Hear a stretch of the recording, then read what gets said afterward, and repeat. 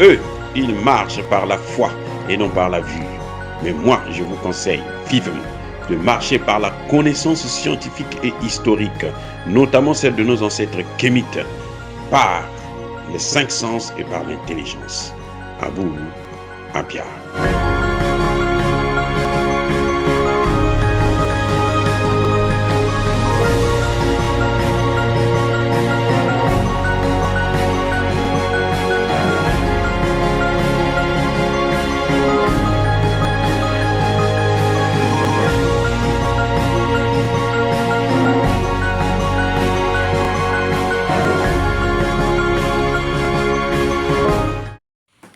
Otep à tous, bienvenue sur la chaîne des panafricanistes par essence, par conviction et par excellence. Celle des citoyens kémites par nécessité et obligation de combat. Nous sommes une chaîne qui n'est guidée que par nos ancêtres et rien que par les ancêtres qui appartiennent à l'égrégore du monde noir. Par conséquent, nous ne croyons en aucun Dieu venu de l'étranger. Toutefois, cette vidéo n'est aucunement destinée à inciter à la haine ou à la violence. Car nous menons un combat qui est d'abord et avant tout spirituel, ensuite il est politique, géopolitique et géostratégique. Contre l'impérialisme, le colonialisme, le néocolonialisme et l'endocolonat, sur la base du principe fondamental que nous avons hérité de nos ancêtres kémites, qui est celui de la Mahat, c'est-à-dire solidarité, vérité et justice. Vous êtes donc en droit de connaître la vérité, et nous avons l'obligation de vous dire la vérité et rien que la vérité, afin que justice soit rendue au continent africain. Et ça, c'est notre modeste contribution dans cette noble lutte en faveur de la souveraineté, la dignité, la solidarité et l'unité africaine. Ça, c'est ce qu'on appelle le panafricanisme. Bien-aimés frères et sœurs, le 21 juillet dernier, il y a eu une attaque. Les terroristes ont attaqué le camp de Kati au Mali. Ce n'est pas une attaque simple. Cette attaque, en réalité, c'est un coup d'État manqué. Par la grâce de Dieu, manqué. Mais c'était un coup d'État. Pourquoi je dis ça? Parce que ce camp militaire de Kati, c'est là où réside, là où travaille le président Assimi Goïta. C'est là où travaille le fameux ministre de la Défense du gouvernement de transition. Donc le gouvernement de Assimi Goïta se trouve à Kati. Voyez-vous? Donc quand des terroristes utilisent des gros moyens comme deux voitures lourdement piégées, avec des explosifs incroyables, c'est parce qu'ils veulent atteindre la vie du président Assimi Goïta. Et si le président Assimi Goïta est assassiné, c'est un coup d'État. C'est le gouvernement qui tombe. Et voilà, c'était un coup d'État manqué. Maintenant, qui a intérêt à faire un coup d'État au Mali? Ce n'est pas les opposants, non. Ce n'est pas les opposants. Ce n'est même pas ces terroristes-là, ceux que vous avez vus là, qui ont fait l'attaque. Ce sont ce sont des vauriens, des chiffons. Ce sont seulement des simples criminels. Ils sont super drogués pour faire ce qu'ils sont en train de faire. Parce qu'ils savent qu'ils ne peuvent pas gouverner le Mali. Un pays où la population, à plus de 80%, soutient le gouvernement, vous croyez que vous allez venir enlever ce gouvernement et gouverner tranquillement? Non. Dans quel pays vous avez eu des terroristes qui gouvernent le pays? Dites-moi, où? Il y a eu des attentats ici aux États-Unis même. Ils n'ont même pas pris la ville de New York. Ne serait-ce que la ville de New York. Vous voyez? Donc, ce qu'ils sont en train de faire, c'est parce qu'ils sont téléguidés. Où est-ce qu'ils ont eu des lance-roquettes, des obus, tout cet armement lourd? Où est-ce qu'ils ont vu ça? Mais c'est de la part des Occidentaux, c'est de la part de l'OTAN, c'est de la part des Nations Unies.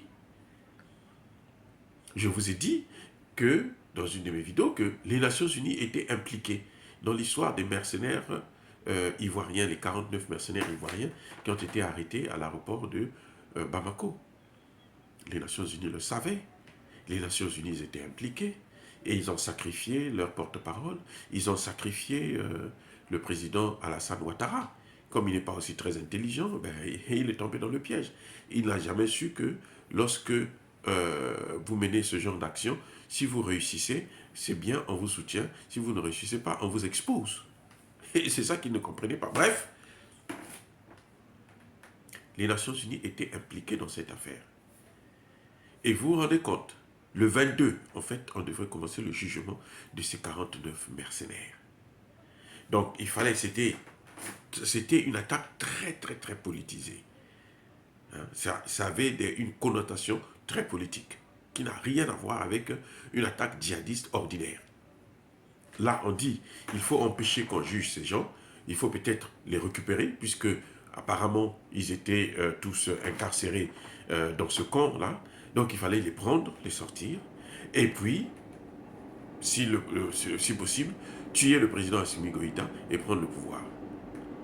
Et là, puisque les Nations Unies étaient informées, si ça arrivait, c'est les Nations Unies qui allaient venir les protéger au nom des droits de l'homme. Vous voyez, ça dit que ils sont en train de jouer avec nous. Ils sont en train de jouer avec les Africains. Ils sont en train de jouer avec l'Afrique à cause de l'incompétence, l'ignorance et le sardinisme de certains dirigeants africains.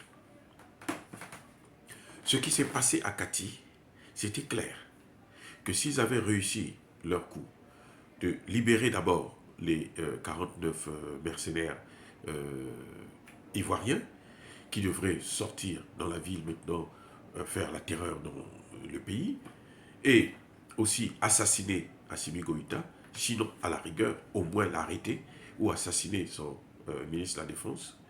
Et à ce moment, ce qu'ils devaient faire, c'est quoi? C'est que les Nations Unies devraient venir pour les protéger au nom des droits de l'homme. Disent qu'il ne faut pas commettre des crimes de guerre, il ne faut pas les tuer, il faut les protéger. Donc on les protège et les Français reviennent encore. Parce que n'oubliez pas qu'avant la fin du mois prochain, le mois d'août, l'armée française doit définitivement quitter le territoire malien. Et ils ne veulent pas partir du Mali. Et tout ce que vous voyez là, le Niger là, ils y vont à contre-cœur, c'est par défaut. Parce que pour eux, c'est le Mali qu'il faut avoir. Puisque vous ne pouvez pas avoir l'Afrique de l'Ouest sans le Mali. Aujourd'hui là, c'est ça le problème. Ils ont la Côte d'Ivoire, ils ont le Sénégal, ils ont le Burkina Faso, ils ont beaucoup de pays de la sous-région. Mais tant qu'ils n'ont pas le Mali là, ils n'auront pas de stabilité, ils n'auront pas de paix. Le Mali est la porte d'entrée dans le Sahel et en Afrique de l'Ouest. Je répète, le Mali est la clé pour occuper le Sahel et l'Afrique de l'Ouest. Donc, ces gens-là, ce 21 juillet dernier, c'était un coup d'État organisé avec l'appui des Nations Unies et de la France.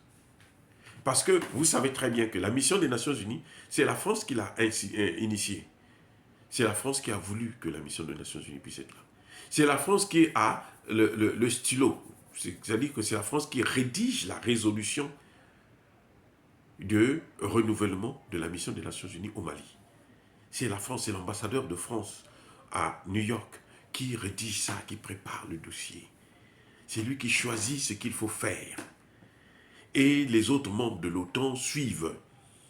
Maintenant, entre-temps, le sous-secrétaire général chargé des missions de maintien de la paix, ça a toujours été un Français.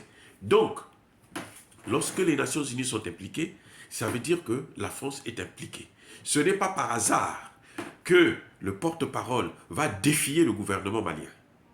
Il va dire que le gouvernement malien était informé, alors qu'il sait très bien, consciemment, que le gouvernement malien n'a jamais été informé de la présence, de l'entrée en territoire des 49 mercenaires ivoiriens. Mais il l'affirme. Et quand le gouvernement malien lui dit, bon, apporte-nous des preuves, au cas contraire, va reconnaître ton tort sur ton site. Il a refusé. Il refuse parce qu'il a la couverture de la France. Parce qu'il parle au nom de la France et au nom des Nations Unies que la France a initié, que la France a mis en place. Malheureusement pour lui, il avait oublié que le Mali, les autorités maliennes qu'il y a aujourd'hui là, ne sont pas les mêmes que ceux qu'ils avaient hier, lorsqu'ils avaient diligenté cette mission des Nations Unies. Parce que je crois que si Assimi Goïta était celui-là qui avait assuré la transition lorsqu'ils avaient fait venir cette mission, elle n'aurait pas eu lieu. Et je conseille d'ores et déjà tous les dirigeants africains d'éviter toute mission des Nations Unies dans nos pays-là. Évitez ça par tous les voies et moyens. S'il y a, vous vous entendez pas, il y a des guerres civiles et autres, évitez la présence des Nations Unies parce que les Nations Unies viennent pour aggraver la situation et pour donner le pays, livrer le pays aux Occidentaux, à l'OTAN et notamment à la France pour les pays francophones. Donc ce coup d'État, ce n'est pas un coup d'État d'Alassane Ouattara. Alassane Ouattara n'a aucun intérêt de faire la guerre au Mali. Aucun intérêt, aucun. Mais Alassane Ouattara travaille pour la France. Alassane travaille pour l'OTAN. Donc, le coup d'État, c'est un coup d'État de l'OTAN.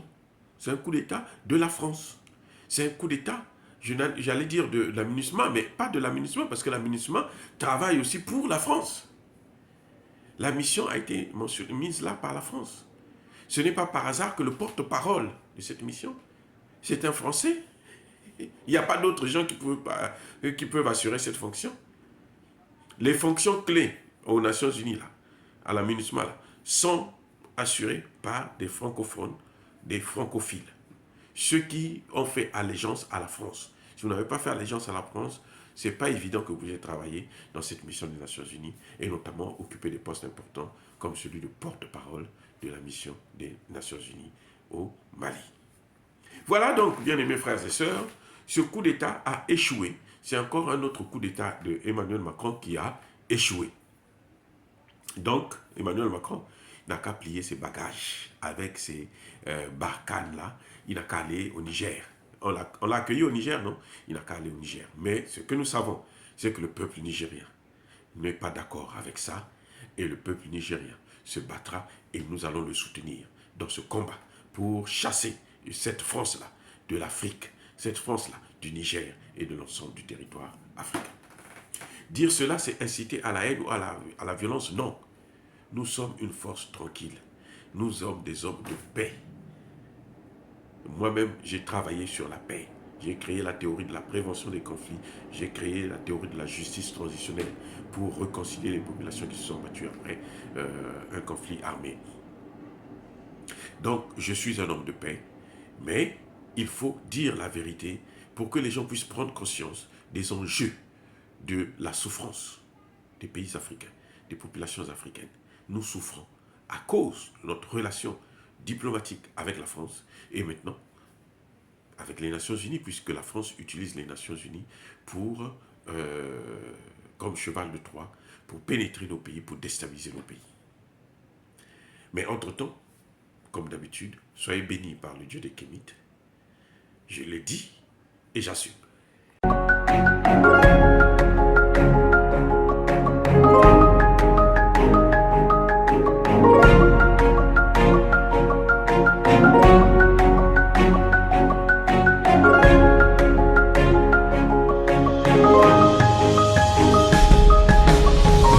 Bien-aimés frères et sœurs, vous connaîtrez la vérité et la vérité vous affranchira. Ça, c'est pas moi qui le dis, c'est la Bible qui le dit. Mais moi, je vous dis mieux. Vous connaîtrez la vérité historique, notamment celle de vos ancêtres kémites, et vous aurez une vision globale de ce que c'est que la vraie souveraineté politique. J'ajoute, vous reviendrez à la spiritualité africaine ancestrale et vous comprendrez les enjeux de l'indépendance économique.